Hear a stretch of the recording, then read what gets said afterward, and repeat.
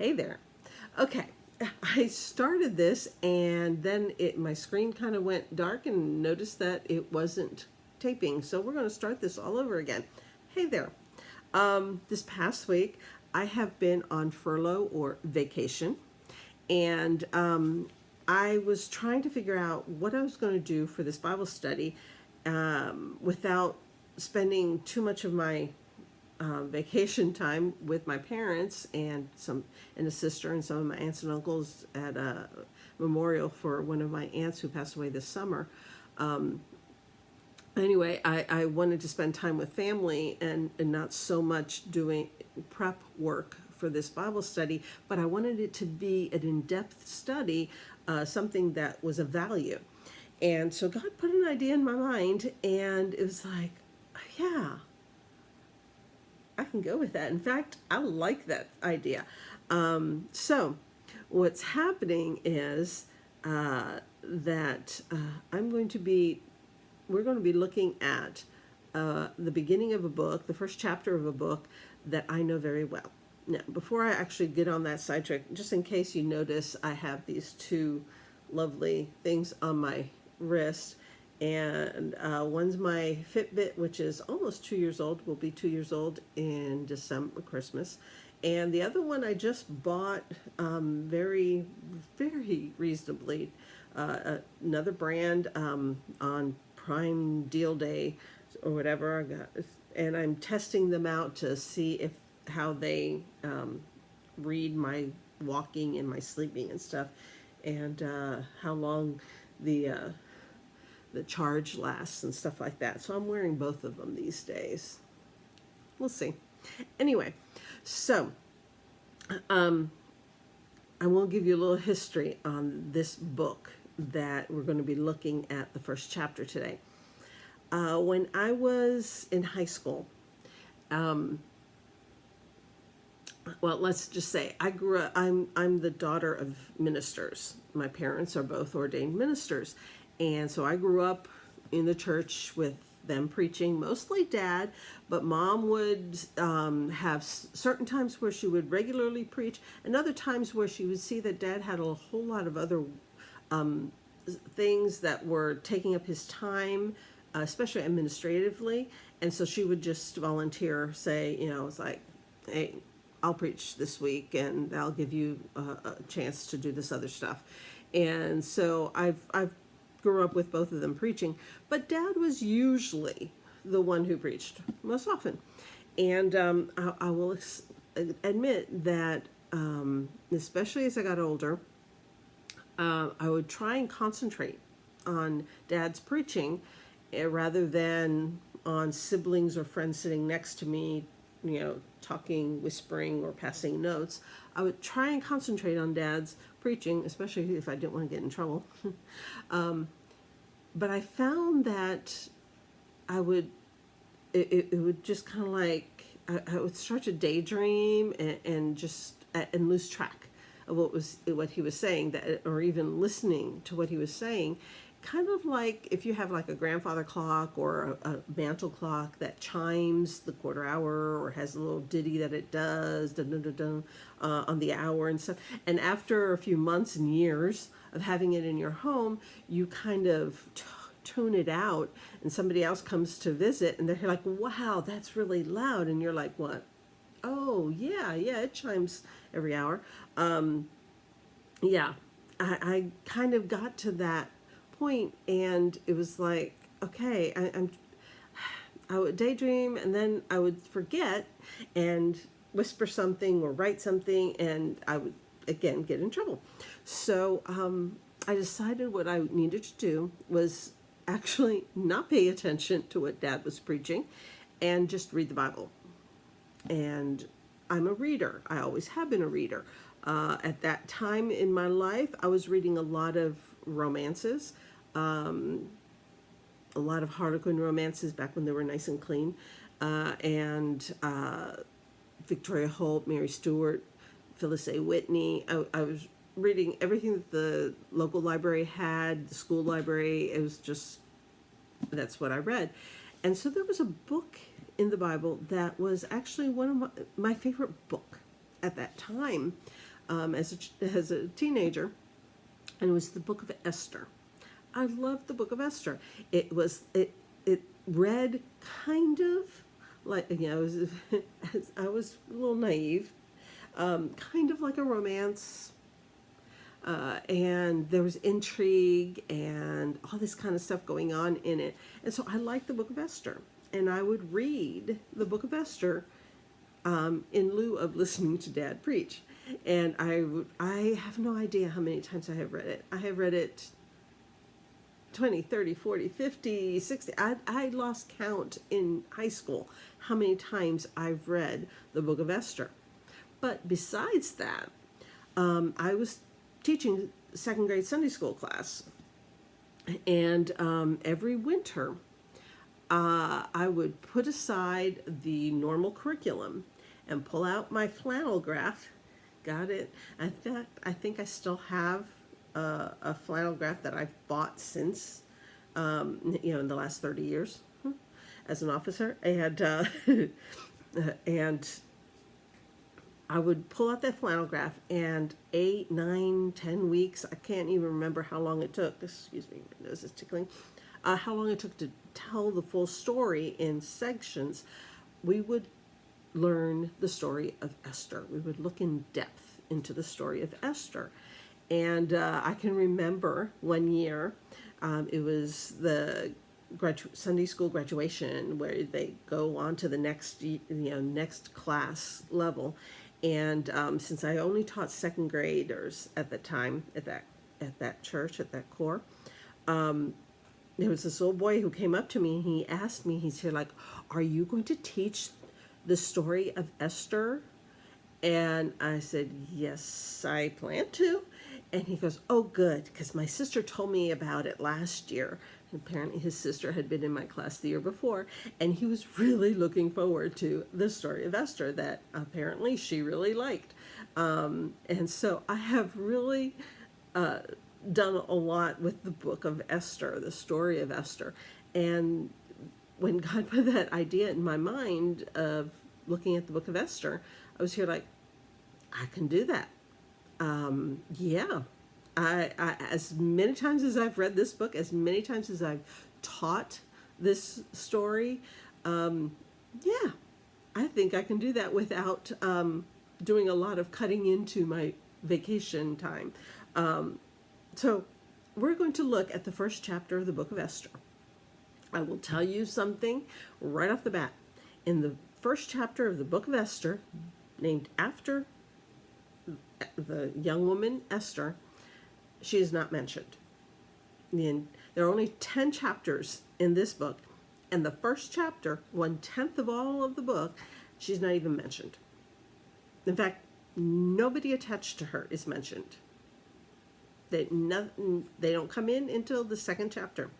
First chapter is totally preparatory, preparing us for the incoming of Esther into this story. So let's prepare ourselves, and let's see what God can tell us. Oh, my nose is really itching. Sorry. What God is really ready to tell us in a chapter where the main protagonist is not even mentioned. Why do we need to know this? Why do we have this chapter in the book of Esther? Let's see. What else? There was a couple other things I wanted to say before we actually looked at it. I'm going to pull up some of my college history to balance with this. First of all, okay. Let's go back to, if you've watched my Bible study on Jeremiah 29:11++, you will recall that God told Jeremiah to tell the Israelites that had been taken captive to Babylon that they were going to be there for 70 years, settle in, build houses, get married, have children, marry your children off, have grandchildren, because you're going to be here for the long haul. And so, so that was, Jeremiah was one of the prophets at the beginning of the exile in Babylon. And then those in my Sunday school class, my Spanish Sunday school class, will remember that we did a study on the book of Daniel.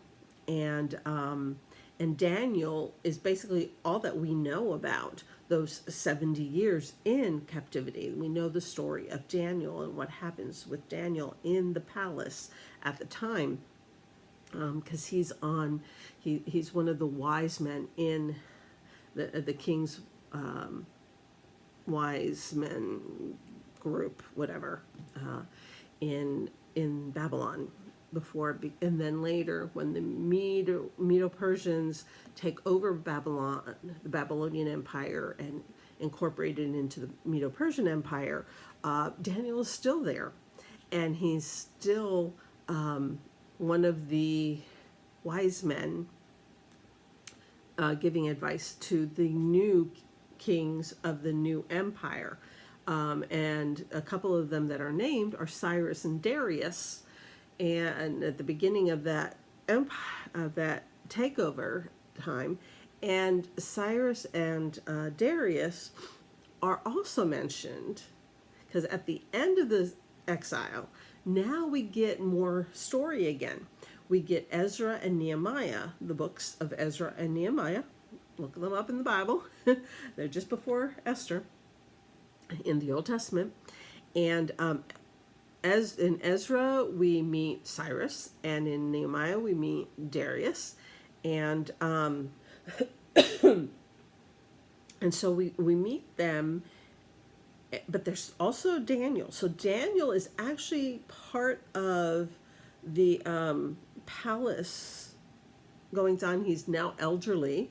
He was very young when he was taken captive to Babylon and trained in the palace. Now he's elderly, and but he's still there. He knows Cyrus and Darius, and they know him. And I personally, I think that's why when Ezra and Nehemiah asked to go to Jerusalem, to Israel, to rebuild the temple and Jerusalem, the kings are okay with it and think it's a good idea because they know Daniel. And they have no problems with Daniel. And they know his God, and are okay with his God's temple to be rebuilt. That's kind of the interweaving that I see in those books. But Esther takes place at that same time, at the end of that time. The ruler of the Medo-Persian Empire at the time, in Hebrew, is Ahasuerus. In Persian, it depends on who. They're not different. People think he was one of three possible, or two or three possible Persian named kings. Most name him Xerxes. Xerxes the First, Xerxes the Great, whatever. Who would have been the son of Darius. Cyrus, Darius, Xerxes. Some think that it was actually Darius, and others think it might have been Artaxerxes, which it could be a different name for around the time of Darius and Xerxes, or the son of Xerxes was also called Artaxerxes, but he only was king for a few months, so it can't be him. But we are really interweaving Daniel, Ezra, Nehemiah, and Esther. They're just interwoven because they're all taking place at this latter time of the captivity in Babylon, or now Medo-Persian Empire. And so, so this is the time period. Now, to get you even more confused with time periods, let's jump to Greece. The Persian Empire, once they took over the Babylonian Empire, and we'll find in the beginning of this chapter, that they talk about how this empire reaches from India to Kush.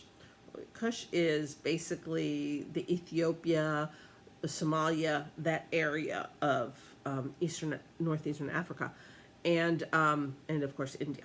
So once they've captured all that land, 127 provinces, their eyes go to expansion, and they don't go looking to Egypt to expand. That's a very powerful kingdom, very united, powerful kingdom. But their eyes kind of roam over to Greece, or for your view, it would be that way, Greece.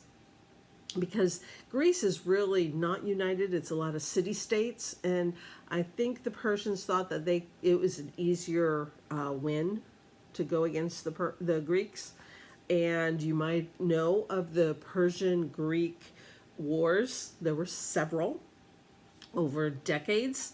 The most famous, probably, you have Peloponnesian, but you also, the most famous, I think, that most people will recognize the name is Marathon, where the Battle of Marathon, the guy runs 26 point something miles, however long a marathon is. You can tell I don't run them.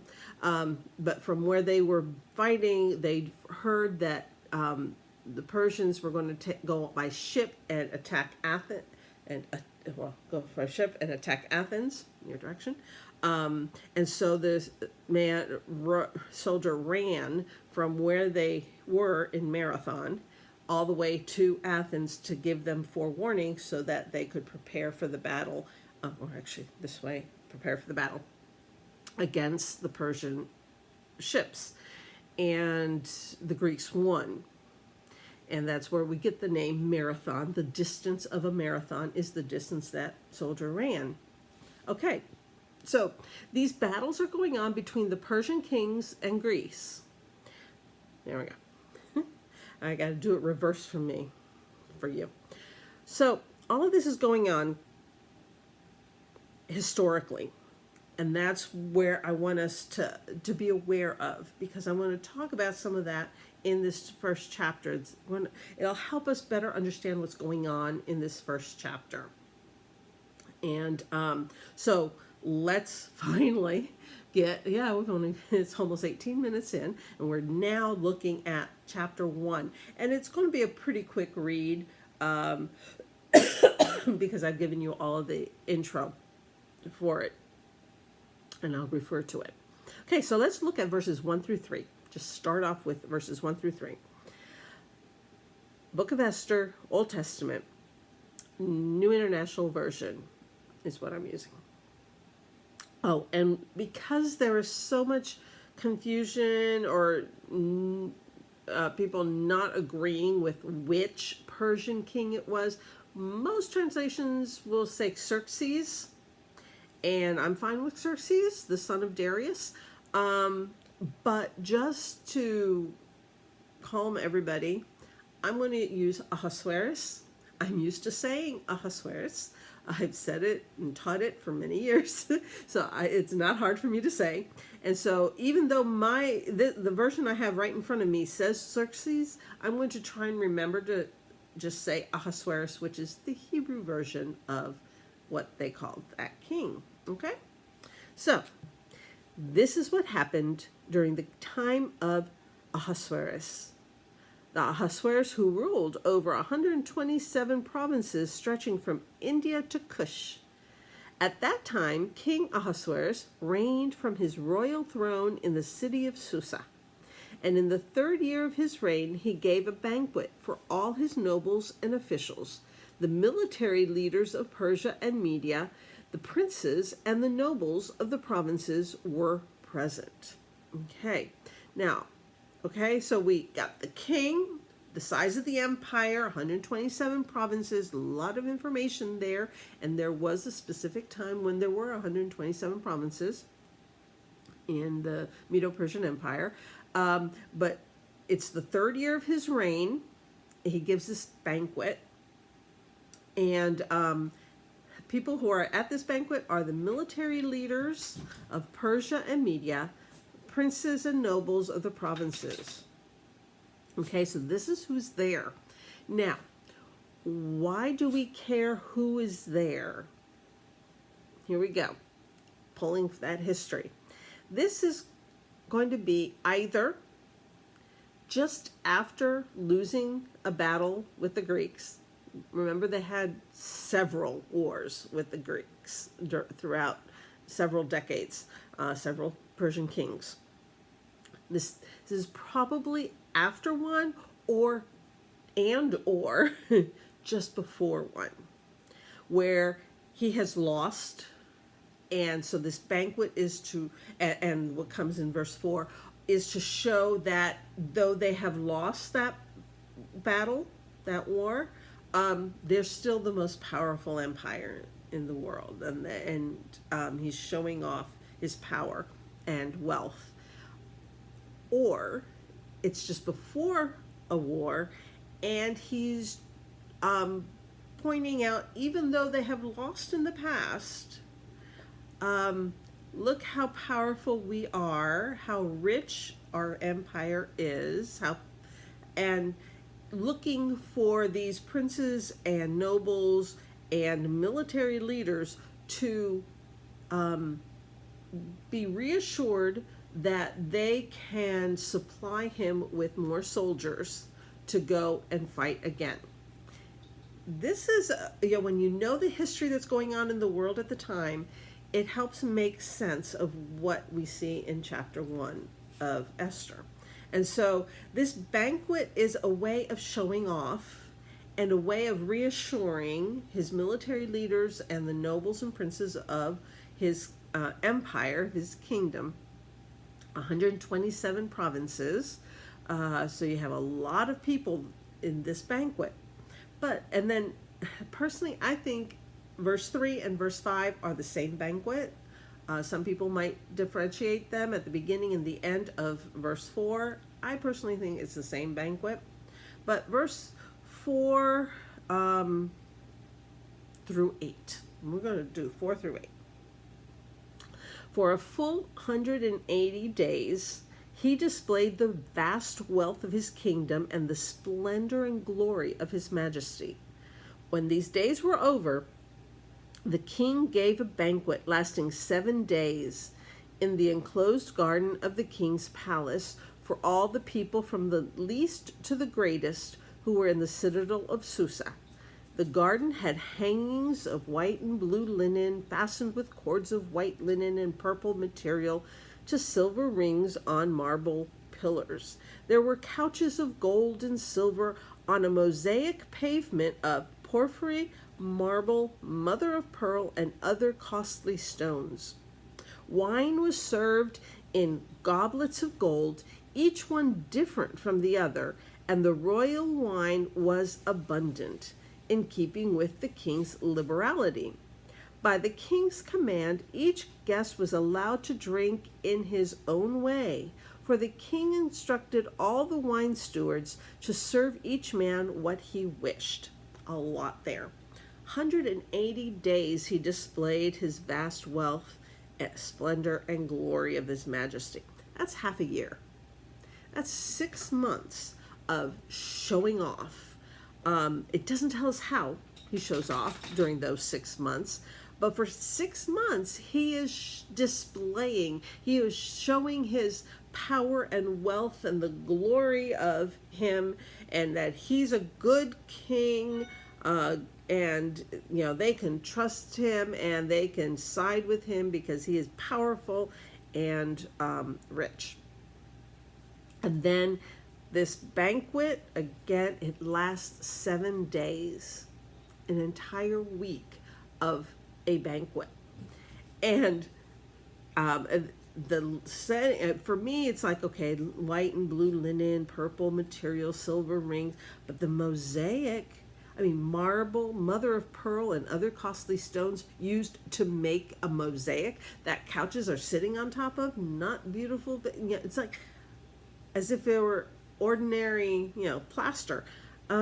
It's wealth. It's just hedonistic wealth, and a 7-day banquet. It's huge. And then it tells us in 2 verses, it goes on and on and on about, hey, they can drink as much wine as they want. No one was stopping them. There was no set amount. They could drink all that they wanted, and they did. I think that those verses are there to get us into the mindset of what's going on. And then I want to read verse 9 by itself. Okay, so the king is giving this banquet for 7 days to these military leaders, princes, nobles from the provinces. Verse 9, Queen Vashti, his queen, also gave a banquet for the women in the royal palace of King Ahasuerus. Okay, so Vashti, his queen, is giving a banquet for all the women. So you've got all the men getting drunk over here in this banquet, and all the women are separate, as was custom, as was respectful to the women. They it's like you don't have to be around all these drunk guys, and so she's giving a banquet. Now, of course, keep in mind that this is a Persian king. He has a queen, but he also has a harem. He has concubines galore. And so I'm sure many of the women in the royal palace were the concubines as well as the wives or whatever of these noblemen. Okay.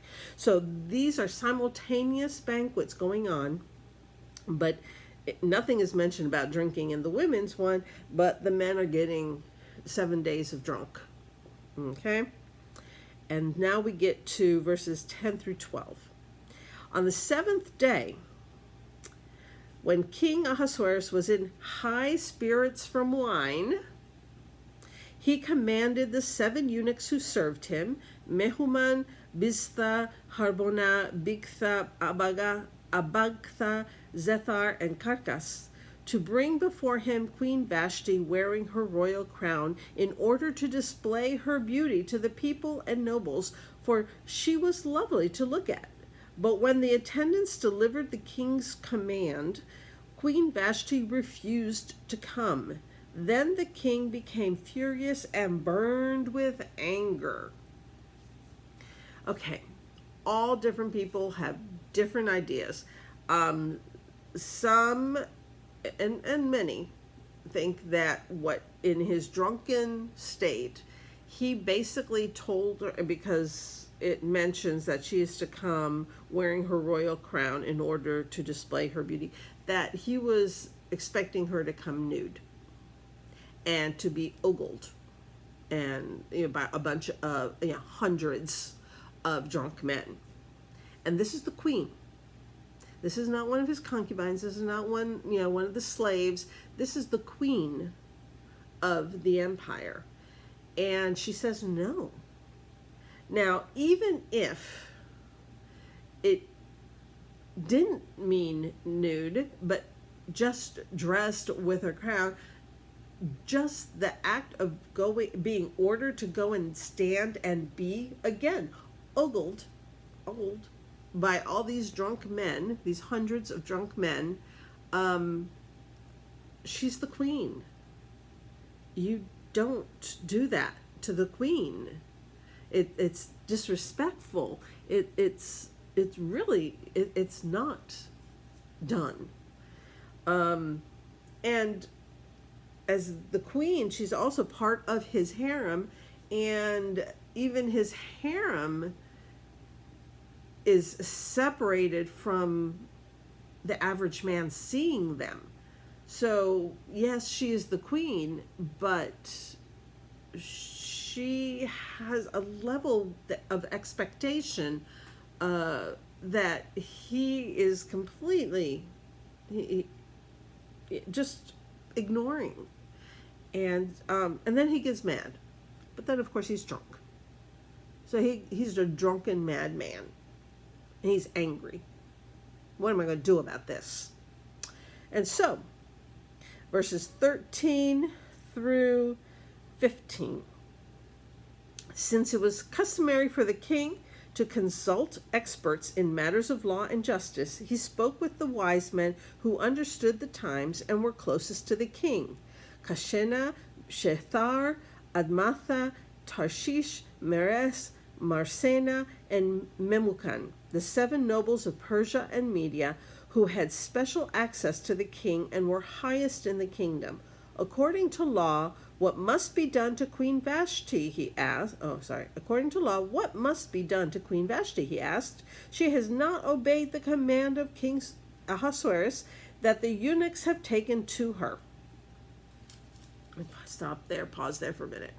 Okay, that list of men that are close to him, he consults experts, that's where Daniel would have been in that list for those years that he was consulted by the different kings. But he's obviously not around and not one of the ones that this king, Ahasuerus, is looking to. But this is the kind of position Daniel had for those 70 years, for most of those 70 years that he was captive in Babylon. Just to kind of like give a little hello to Daniel. So the king asked, so what can I do? What can be done about this? And so their response, verses 16 through 18, then Memucan replied in the presence of the king and the nobles, Queen Vashti has done wrong, not only against the king, but also against all the nobles and the peoples of all the provinces of King Xerxes. For the queen's conduct will become known to all the women, and so they will despise their husbands and say, King Xerxes commanded Queen Vashti to be brought before him, but she would not come. This very day, the Persian and Median women of the nobility who have heard about the queen's conduct will respond to all the king's nobles in the same way. There will be no end of disrespect and discord. Really? She disrespected you. Our wives are going to disrespect us. This is, we got to do something about this. How dare they? It's like our wives are not going to, respect us. It's like, wait a minute. I thought he was asking about Vashti and about, his kingdom. But you're like all about, we got to do something about it because our wives are going to, disrespect us. 19 through 20. Therefore, if it pleases the king, let him issue a royal decree and let it be written in the laws of Persia and Media, which cannot be repealed, that Vashti is never again to enter the presence of King Xerxes, or Ahasuerus, Also, let the king give her royal position to someone else who is better than she. Then, when the king's edict is proclaimed throughout all his vast realm, all the women will respect their husbands from the least to the greatest. Again, a couple things there. First of all, the least to the greatest is like they're still looking for respect. It's like, earn respect and you'll have respect. But no, we need to force the women to respect. And so we're going to you need to make a decree, a royal decree, and let it be written in the laws of Persia and Media, which cannot be repealed. Now, I want to point that out because throughout the book of Esther, this comes up over and over again. In the Medo-Persian law, the king, when he makes a decree, when he makes a law, it cannot be rescinded. He cannot get rid of it. Okay? It has to stand.